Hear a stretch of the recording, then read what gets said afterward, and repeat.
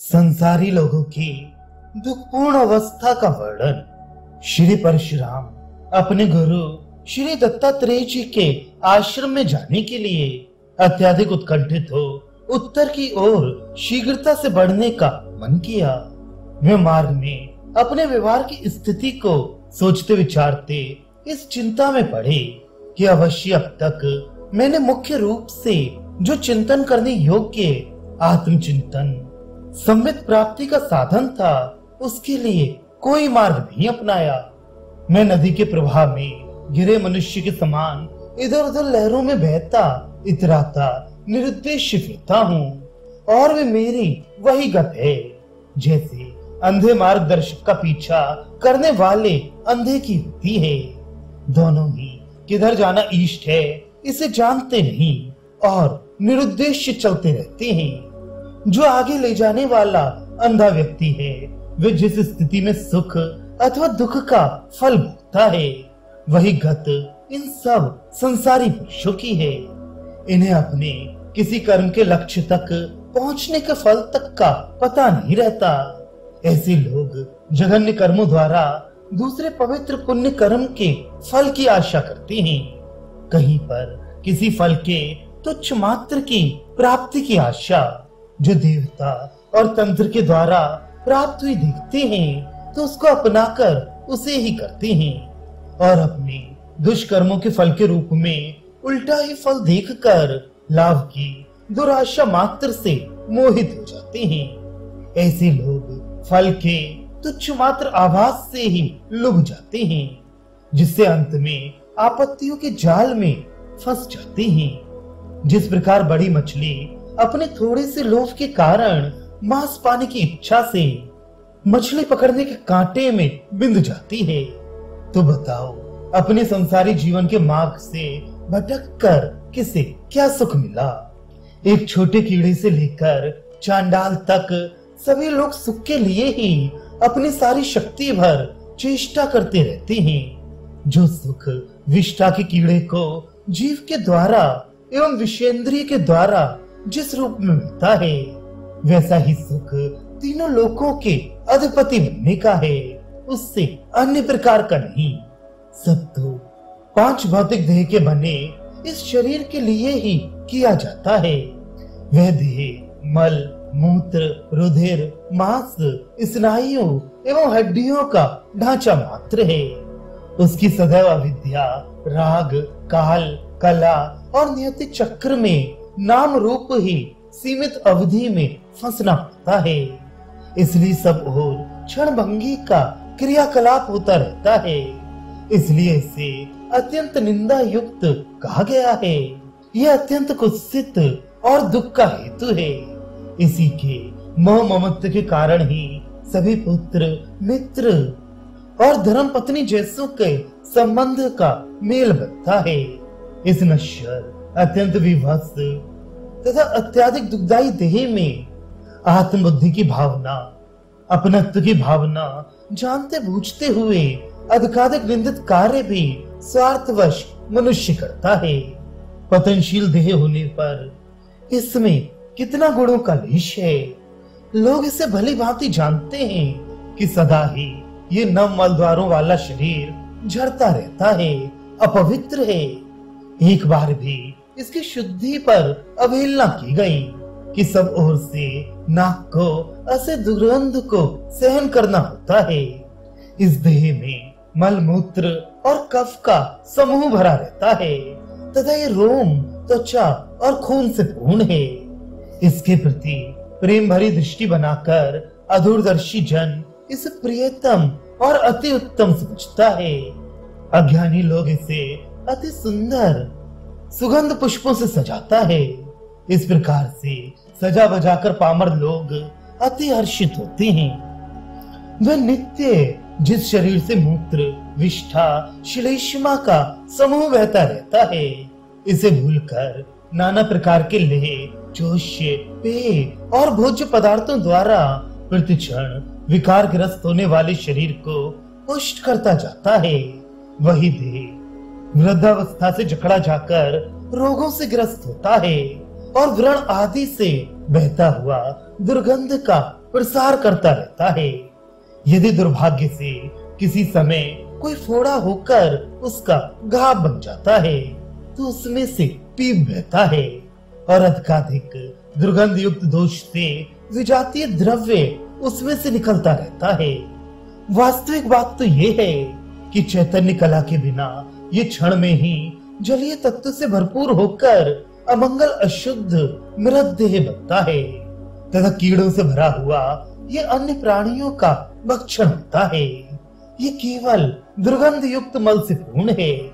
इस प्रकार की दशा में रहते हुए दूसरे के देह को देखकर भी अत्यंत मूढ़ बुद्धि के पुरुष अपने शरीर को सर्वाधिक उत्तम मानकर इस प्रकार के अत्यंत विभत्स घृणास्पद नारी शरीर और पुरुष शरीर के रहने पर भी एक दूसरे के सौंदर्य को देख मूढ़ जन अति मोहित हो जाते हैं। यहाँ यही विचारने योग्य बात है कि इसमें सूक्ष्म रूप से सौंदर्य युक्त क्या तत्व है? क्या मल, रक्त और हड्डियों के समूह को छोड़कर और भी कुछ है? उसे तो बतलाओगे। अहो, अत्यंत कुत्सित क्षण मात्र में विनाशशील, दुखदायी, अति भयदायक, क्षणिक और अपवित्र मृतक के समान इस देह में अत्यंत प्रीत पूर्वक मुग्ध हो रमने वाले संसारी इन व्यक्तियों को इसमें सौंदर्य ही सौंदर्य दिख पड़ता है। जिससे मोहित हो इसे ही अपना लक्ष्य बना इसे पाने की प्रतिपल कामना करते रहते हैं। इस मलमूत्र और नाना प्रकार के दोषों से परिपूर्ण नारी शरीर के प्रति क्या नयनाभिराम सौंदर्य इन्हें लगता है? जिससे मोहित हो उसकी याचना करते हैं। जो स्त्री का शरीर है वे कामी पुरुषों के लिए अति सुंदरतर और उनकी प्रीत बढ़ाने वाला है। पुरुषों के अंग विशेष से उस स्त्री के अंगों में अणु के मान कुछ भी तो कोई विशेषता नहीं। उसके दोनों स्तन मांस के पिंड हैं। स्पष्ट रूप से जो अधिक बड़ा मांस है उससे भरे हैं। जब उसी सौंदर्य की प्रतिमा में घातक व्रण के संयोग बन जाएं, तो दोनों की शोभा भी देखते ही बनती है। अहो, खेद और आश्चर्य है कि इस प्रकार के अत्यंत अपवित्र देह में भी पामर लोग प्रीत करते हैं। उन कीड़ों के समान कृमि प्राय, बल्कि उनसे भी हीन दशापन्न व्यक्तियों को तो अशुद्ध वस्तुओं में रमण करने वाले ही समझा जाए।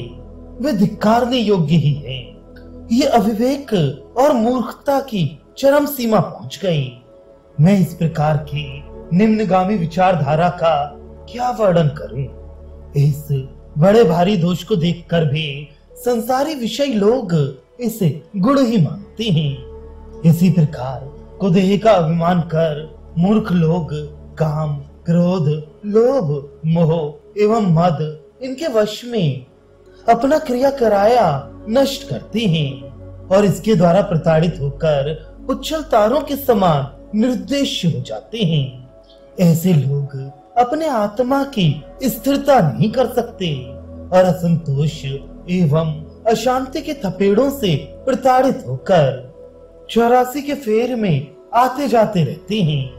प्रायः मूर्ख लोग मंद बुद्धि हो केवल जिव्या और जनन इंद्रिय के लोभ के वशीभूत हो भोग परायण रहते हैं। उन्हें अपनी अत्यंत समीप स्थित भयंकर मृत्यु का कुछ भी तो ज्ञान नहीं होता। उनके भोग परायण होने की कामनाओं का न वारा पार है और न अंत है। वे लोग थोड़े समय की अवधि के जीवन को अपने कार्यों के दीर्घ काल तक प्रयोजन सिद्ध होने वाला बनाने की दुष्चेष्टा तथा व्यर्थ इच्छाएं करते हैं। अपने स्वार्थ की सिद्धि के लिए काम क्रोध के मारे सब उद्देश्यों को ताक पर रखकर अन्य लोगों को हानि पहुंचाते हैं। काम क्रोध के वशीभूत हो मरते लोग सुख की सिद्धि के लिए सदा तैयार रहते हैं और कहीं भी ना तो एक क्षण के लिए और न स्थायी रूप से ही उन्हें सुख मिलता है। आशा का कभी अंत नहीं होता। उसकी तीव्रता से अंतःकरण में एक प्रकार की जलन उठती रहती है। उस गाढ़ी तृष्णा ज्वाला से झुलसे मनुष्यों को वैराग रूपी चंदन के ठंडे लेपन से उत्पन्न सुख कहाँ। उन लोगों से तो त्रियग योनि वाले पशु पक्षी ही धन्य हैं, जो शांत मन रहकर सुखपूर्वक जीवन बिताते हैं। वे प्राणी तब तक व्याकुल रहते हैं जब तक कि भूख प्यास की निवृत्ति ना हो, और उस समय के लिए ही क्षुधा निवारणार्थ इधर उधर अपना उद्यम करते फिरते हैं। ये किसी प्रकार का कभी संग्रह नहीं करते, भली भांति निर्भय शयन करते हैं एवं नित्य स्वस्थ चित्त रहते हैं। अहो, कामनाओं की पराधीनता को धिक्कार है, जो सदा ही संताप का कारण बनती है। ये जीवन में कभी भी पूर्ण नहीं होती, भले ही दीर्घ काल तक उसे पूरा करने के नाना प्रकार के साधन जुटाए जाएं और उपाय किए जाएं। संसार में जितना धन, धान्य, पशु विशेष और स्त्रियां हैं, उनकी आवश्यकता के अनुरूप प्राप्ति हो जाने पर भी एक क्षण भर के लिए निश्चिंतता की स्थिति तो नहीं आती। अहो, जिनका मन कामनाओं से मारा गया है, ऐसे व्यक्ति ही संसार में सबसे अधिक दुखी हैं। संपूर्ण प्रकार की संपत्तियों का भोग जिन समृद्ध व्यक्तियों के पास है, वे भी साम्राज्य की प्राप्ति की इच्छा करते हैं। अतः सब दुखों का मूल धन ही है एवं यह अत्यंत भयदायक है। इसका चोर, डाकू, अग्नि और कराधान के रूप में राजा द्वारा छीनने का सतत भय बना रहता है। संसारी लोग अपने शरीर को नित्य कष्टों और चिंताओं में डालकर बहुत समय के बाद दुख से धन को प्राप्त करते हैं। उसके प्राप्त होते ही मित्रगण भी शत्रु बन जाते हैं। अपने शरीर से उत्पन्न पुत्र भी उस धनी पिता से द्रोह करता है। यही स्थिति उसकी प्रियतमा भार्या पत्नी की होती है। ऐसे ही माता और पिता के प्रिय व्यक्तियों के लिए भी मित्रता करने में शंका करते हैं। जैसे करट पक्षी, काक, कौआ सदा ही शंकाशील रहता है, उस धन का ही यह अभिशाप समझिए कि पुत्र, धर्म पत्नी, उसके प्रिय संबंधी गण जो प्रिय पात्र हैं, हृदय से प्रार्थना करते रहते हैं कि ये जल्दी ही मरे और धन का भोग विलास हम स्वयं कर पाएं। जिस धन की श्रेणी अपनी मृत्यु के समान है, उससे क्या सुख है। फिर भी मूर्ख सतत मुग्ध सा हो धन का संग्रह करने में अपनी कृतकृत्यता मानता है। इस प्रकार से इस संसार में अपने कुटुंबियों का भरण पोषण करता है और उसके लिए वह बहुत सारे अनर्थों का सहारा लिए सदा ही दिन रात चिंता मग्न हो प्रयास करता रहता है। ये कुटुंब, पुत्र, स्त्री, भृत्य, पशु, स्थावर, संपत्ति आदि मेरी है। इस मिथ्या अभिनिवेश अर्थात झूठी तेरे मेरे की भावना से अभिमानी व गर्व से फूला नहीं समाता, परंतु अभिमान को छोड़कर और कुछ स्थायी संबंध भी तो प्राप्त नहीं होता। ये सब संसार का धन जन का संयोग अंततः बहुत शोक के लिए होता है, जैसे कोष संग्रह करने वाले की क्रिया है। जो लोग दीर्घ समय तक संसारी व्यक्ति के रूप में साथ रहे हैं, उनका अंत में वियोग होना अवश्यंभावी है। जो जोड़ा लोक में देखा जाता है, उसमें एक व्यक्ति का शीघ्र अथवा विलंब से वियोग होगा ही, और फिर उसे शोकाग्नि अवश्यमेव है। उसे शोकाग्नि में जलना ही पड़ेगा। इस प्रकार अंत वियोग में परिणत होने तक के लिए ही संयोग बना करता है। इस तरह संयोग सदा साथ साथ संग रहने का रूप नहीं लेता। उसका विपरीत फल वियोग ही होता है। अपनी भविष्य के फल की चिंता किए बिना ही अपने कुटुंबी, सभी पुत्र आदि के सहित इन सब का स्थायी संयोग बना रहेगा।